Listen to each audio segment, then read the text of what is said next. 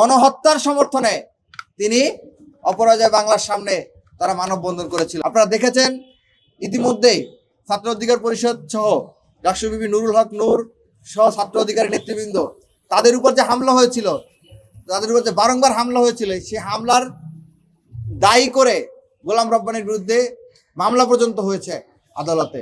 2022 সালে জাতীয়তাবাদী ছাত্র দলের উপরে যে নৃশংস হামলা পরিচালনা করা হয়, সেই হামলায় প্রক্টর গোলাম রব্বানীর প্রত্যক্ষ মদত এবং অংশগ্রহণ ছিল।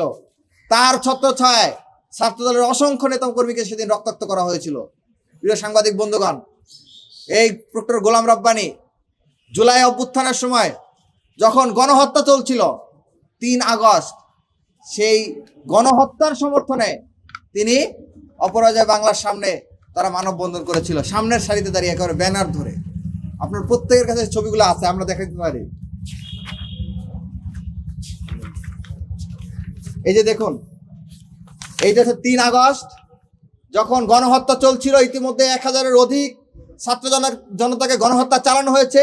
কোকো ও শিয়া বাটারের ইউনিক কম্বিনেশনে তৈরি Natura expert care body lotion স্কিনের ড্যামেজ হিল করে, ত্বক রাখে সফট ও ময়েশ্চারাইজ। লুকিয়ে আর কতদিন, বাই বাই ড্যামেজ স্কিন। ঠিক সেই মুহূর্তে এই যে তৎকালীন প্রক্টর গোলাম রব্বানী, তার নেতৃত্বে নীল দলের মানববন্ধন এবং মিছিল হচ্ছে, সেটা হচ্ছে খুনি হাসিনাকে টিকিয়ে রাখার জন্য।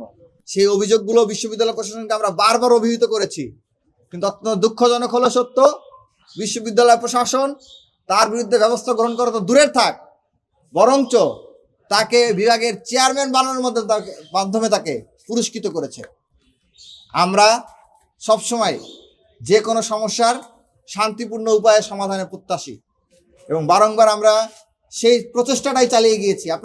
আমরা আশা রাখবো বিশ্ববিদ্যালয় প্রশাসন আইনের প্রতি সদয় হবে এবং আইন অনুযায়ী তাদের বিরুদ্ধে ব্যবস্থা গ্রহণ করবে। যদি সেটি করতে ব্যর্থ হয়, তাহলে ছাত্র জনতা আমরা আইন হাতে তুলে নিতে বাধ্য হব এবং ইতিপূর্বে যে ঘটনাগুলো ঘটেছে সেই ঘটনাগুলোর পুনরাবৃত্তি আবার হতেও পারে, কিন্তু আমরা সেগুলো চাই না। আমরা চাই বিশ্ববিদ্যালয় প্রশাসন শান্তিপূর্ণ উপায়ে এটা সমাধান করবে এবং নিয়মতান্ত্রিক পদ্ধতিতে গোলাম রব্বানীকে অব্যাহতি দিয়ে বিচারের মুখোমুখি করবে। পাশাপাশি যত ফেসিবাদের দোষর শিক্ষক আছে, যত কর্মকর্তা কর্মচারী আছে, যারা গণহত্যায় মদত দিয়েছে, গণহত্যায় প্রত্যক্ষভাবে অংশগ্রহণ করেছে, গণহত্যায় সহযোগিতা করেছে, গত 15-16 বছর ধরে ফেসিবাদকে টিকিয়ে রাখতে কাজ করেছে, তাদের প্রত্যেকের বিরুদ্ধে ব্যবস্থা গ্রহণ করবে।